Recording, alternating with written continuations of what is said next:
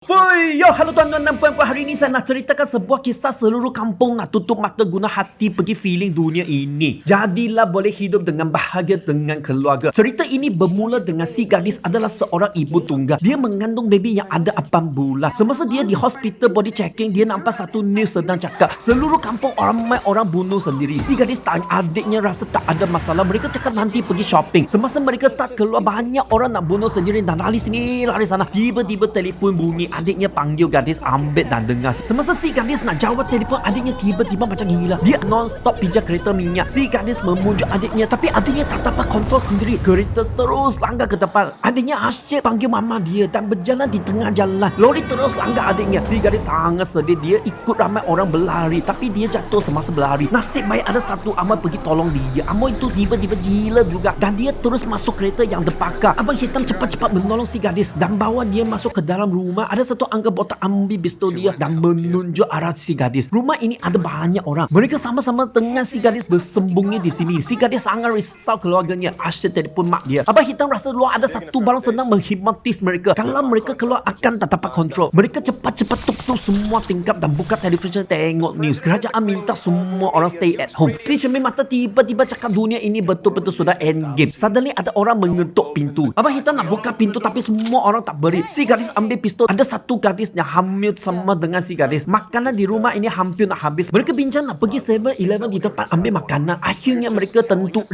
orang pergi ambil lah. Mereka keluar dan masuk kereta. Cermin kereta ditutup dengan surat khabar. Mereka tak nampak jalan depan, hanya guna map. Sensor berita ada barang di tepi kereta. Abang hitam cepat-cepat start engine dan mereka sampai 7-Eleven. Dalam 7-Eleven ini memang ada banyak makanan. Mereka cepat-cepat ambil makanan dan minuman. Tapi angka botak sambil minum dan cakap kita terus tinggal di sinilah. Si gadis nampak satu burung di dalam 7-Eleven. Semasa mereka nak balik, tiba-tiba belakang ada orang mengetuk pintu. Burung asyik jerit. Ada satu orang masuk dan panggil mereka tengok bersama-sama. Si cermin mata rasa tak betul, dia mengorbankan sendiri. Pada satu hari ada satu couple diam-diam keluar. Mereka tak ada kereta sudah boleh keluar lagi. Si gadis dengar ada orang buka pintu. Rupa-rupanya amoy hamil yang buka pintu. Angka kotor itu terus masuk ke dalam rumah. Si gadis cepat ambil pistol. Angka botak sangat keraguan dia. Nak ambil pistol hantam dia. Tapi nenek ambil barang hancur ke angka botak dan kunci angka botak di belakang. Pada satu hari si gadis tak amoy hamil sakit perut. Mereka melihat baby akan menahil lah. Angka kotor ambil lukisan yang horror dan dia sudah jadi gila mengorangkan surat khabar di tingkap. Si gadis terus tutup mata. Amoy hamil sangat lagi melompat jatuh bawah. Nenek itu terpaksa buka mata dan dia juga jijik lah sekarang. Hanya si gadis dan baby belum jijik. Nasib baik abang hitam menolong mereka. Many